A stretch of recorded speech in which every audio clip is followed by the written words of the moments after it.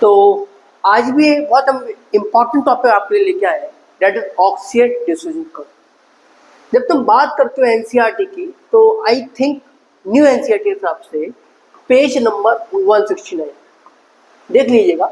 New NCERT के हिसाब से बात करते हो तो नियरली पेज नंबर 169 पे होगा। अभी जो कर्व की जब तुम बात करते हो, सबसे इंपॉर्टेंट कर्व है। अभी कर्व तुमको क्या बताता है?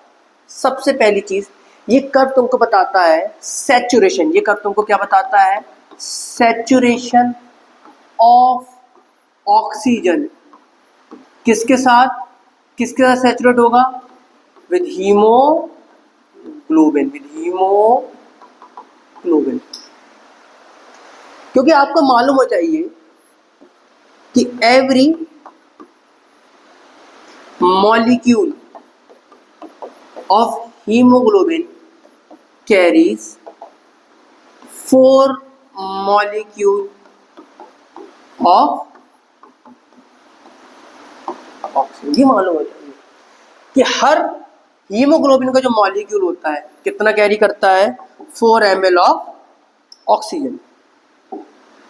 जब तुम बात करते हो, एक फॉर्मूला की बात करते हैं, दैट इज परसेंटेज सैचुरेशन। क्योंकि हमने आपको अभी क्या बताया? हमने आपको बताया कि यहाँ पे तुम किसकी बात करते हो? ऑक्सीजन डिफ्यूजन कर्व की। यहाँ पे तुम बात करते हो saturation of oxygen with haemoglobin. तो इसका फॉर्मूला की तरह हम बात कर लेते हैं बेटा। सबसे इंपॉर्टेंट है that is percentage saturation. Percentage saturation of oxygen with haemoglobin. जब तुम इसके फॉर्मूले की बात करते हो तो इसका फॉर्मूला सबसे ज़्यादा इंपॉर्टेंट है। That is number of oxygen binds with haemoglobin upon total number of oxygen binds with haemoglobin into 100। Obvious सी बात है, जब परसेंटेज की बात कर रहे हैं तो परसेंटेज में तो 100 आएगा। क्योंकि आपको मालूम होना चाहिए कि हर haemoglobin molecule max to max 4 molecule oxygen को क्या कर सकता है? कैरी कर सकता है। मान के चले कि कभी 1 कर लिया, कभी 2 कर लिया, कभी 3 कर लिया, कभी 4 कर लिया। 4 से ज़्यादा तो नहीं कर सकते ना। तो देख लेते हैं कि क्या होता है कि जब एक ऑक्सीजन मॉलिक्यूल बाइंड करता है, टोटल कितने कर सकते हैं? 4। परसेंटेज की बात करें इंटू 100। जब 2 मॉलिक्यूल बाइंड करते हैं इंटू 100। और जब 3 मॉलिक्यूल ऑफ ऑक्सीजन बाइंड करते हैं इंटू 100। और जब पूरे के पूरे 4 मॉलिक्यूल बाइंड करते हैं इंटू 100। अब परसेंटेज तो तुम जानते होगे कि 25%। जब एक ऑक्सीजन बाइंड करता है, टोटल कितने कर सकते हैं? 4।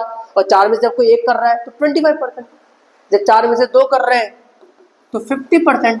जब 4 में से 3 कर रहे हैं तो 75%। जब 4 में से 4 कर रहे हैं तो 100%।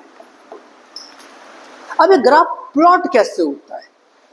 आपको ये मालूम होना चाहिए कि जैसे जैसे पार्शियल प्रेशर बढ़ता है, केमिस्ट्री का बहुत इंपॉर्टेंट है, हेनरीज लॉ तुमने केमिस्ट्री में पढ़ा होगा कि जैसे जैसे तुम किसी भी गैस का पार्शियल प्रेशर बढ़ाओगे उसकी बाइंडिंग होने लगेगी। ऑब्वियस सी बात है कि जब मम्मी पापा तुमको प्रेशराइज करते कि बेटा पढ़ो तो तभी तो पढ़ने बैठते हो। जब तुम्हारे पर कोई प्रेशर ही नहीं होगा तो तुम पढ़ने नहीं बैठोगे।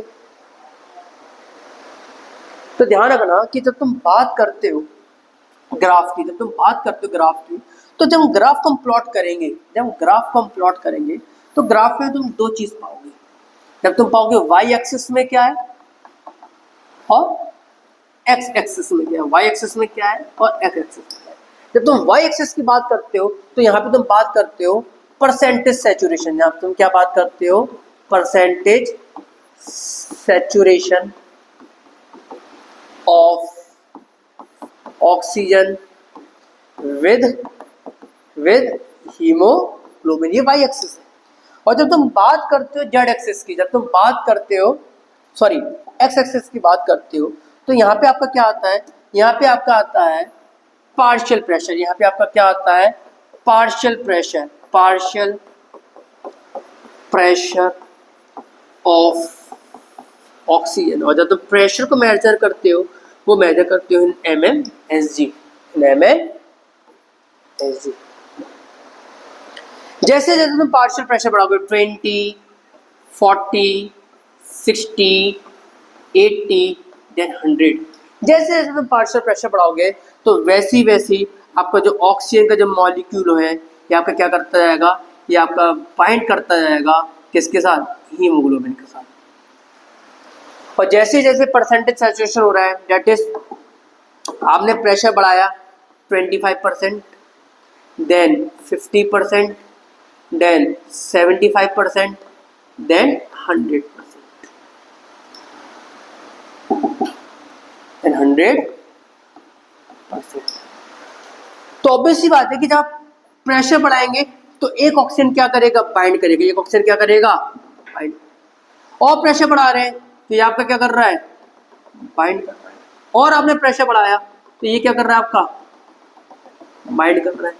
देन लास्ट में मैक्सिमम कितने बाइंड कर सकते हैं, 4। तो तुम और प्रेशर बढ़ाते चले आएंगे, क्या बाइंड करेंगे, नहीं करेंगे, क्योंकि हमारे पास जो सिटिंग कैपेसिटी वो मैक्सिमम 4 की है, 4 लोग मैक्सिमम हमारे साथ बैठ सकते हैं।